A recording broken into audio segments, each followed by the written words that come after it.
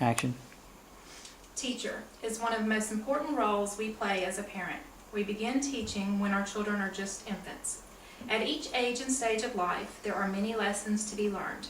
As parents, it is our job to teach our children proper money management. How can we achieve this? We can start with giving them an allowance, which will help them learn proper techniques of saving, spending, and giving. I'm a proud parent of 5 children and completely believe in giving them an allowance. I feel it teaches them how to make smart choices on how they spend their money and to save for large purchases. The purpose of my speech is to tell you why children should receive an allowance. I will discuss with you at what age to begin, how much a child should receive, and whether chores should be linked to their allowance.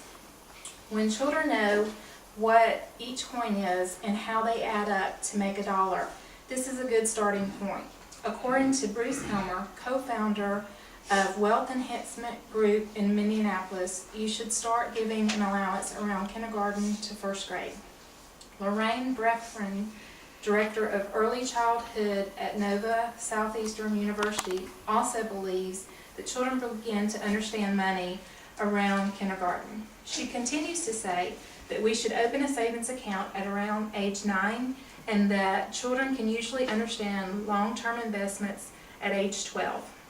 As early as age 6, kids can learn to save money, make small purchases, and give to charities. At this age, children need to physically see their money. Therefore, the jar system works great, having one jar for each category. Later, we can begin to teach them how to balance a checkbook. Deciding what would be the correct amount to give to your child each week can be a difficult decision. In an article from kidshelp.org, experts recommend giving a child a rate based on their age.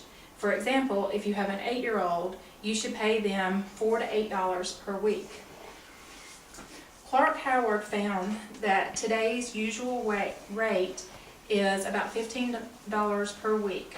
However, he chose to pay his own children $1 a week based on their grade level. What is important is to be consistent and what fits comfortably in your family's budget. As parents, you should decide what purchases your child will be responsible for and how much they will need to successfully accomplish this. There is a huge debate on whether allowances should be tied to chores or not. Tim Elmer, founder and president of Growing Leaders, agrees with paying children for chores. He feels it prepares them for a life in the workforce. It gives them a sense of accomplishment for a job well done, while others feel chores are part of a family's responsibility and should not be connected to allowance. Each member of the family should contribute to their household. Allowance should be paid strictly as a teaching tool for financial management.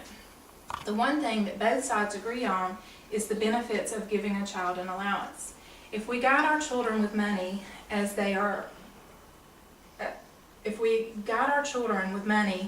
their own as they grow, they will be better equipped for purchases that they make as adults. In conclusion, I have shared with you why children should receive an allowance.